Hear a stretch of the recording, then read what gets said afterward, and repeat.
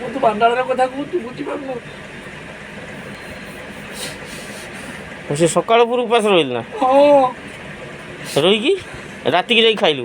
ରାତି ଦେଲା ଯେ ଡାକ୍ତର ମାରିକି ଶୋଇଲା ରାତି 12ଟାରେ ଯାଇକି ଦେଲା ଖାଇଦେ।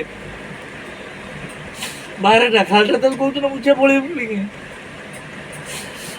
ତୁ ଆଗରୁ ଜାଣିପାରୁନୁ ନାଇଁ ଘୁଡ଼ିଛି ବୋଲି ଜାଣିପାରୁନୁ ଏଇଟା କାଢ଼ିଦେବି ଦେଖିବୁ। ମାଡ଼ ହେଇଛି? ମାଡ଼ କୁରୁ এই ଗାଣ୍ଡି ବିଚା ପିଟି ଦଣ୍ଡା ଚିହ୍ନ ଦେଖିବୁ। ପିଟିକି ଚିହ୍ନ କରିଦେଇଛନ୍ତି? ହଁ ତାପରେ ଏଇ ଭିଣେଇକି କହିନି ଭାଇ କହିବି ନା ଏଟା ନା କହିବୁନି ତା ନାଜ ମାଡ଼କୁ। ଇଏ ନିଜେ ଭିଣେଇନ? ହଁ ନିଜେ ଭିଣେଇ ନିଜେ ମାନେ ମନୁ ବିଶାଳ ଝିଅ ଦେଇଛି ନା ନା ରମା ଦାସ ଝିଅ ଦେଇଛି ମନୁ ବିଶାଳକୁ। ଇଏ ମୋର ଅରିଜିନାଲ ଭିଣେଇ। ଆଉ ଇଏ କିଛି ବୁଝୁନି?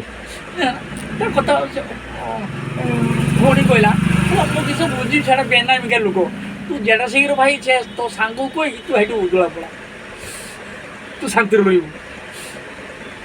ମତେ କାଲି କହ ମୁଁ ପଳେଇ ଆସିବି ତୁ ଏତେ ଆଉ ମତେ ହନ୍ତାଳ କରୁନି। ଗୁରୁଦେବ ମୋ କଥା ବୁଝୁ ପ୍ରଭୁ। ଆମ ତ ମୋ ଠାକୁର ବାଟେ ରହିବି ସେଠି କିଛି ନ୍ୟାୟ ନିମିଷା କରୁଛୁ ନା ଏଠି ରହିବି ସେଠି ରହିବି ବୋଲିକି ବୁଲି ପଳେଇବି ମୋ ଘର ଛାଡ଼ିଦେବି ତୁ ରହିବିନି। ତୋ ଭଉଣୀକୁ ବୁଝେଇ ଦେ ବୟସ ବୁଢ଼ା ହେଲାଣି ସେ ମାଡ଼ ଖାଇବ ନା। ଲୋକଟା ଭଲ ଆରାମରେ ଖାଇବି ବୁଝିବି କାମ କରିବି ଠାକୁର ନାମ ନେବି ତାପରେ ଯାହା କାମ ରହିବି।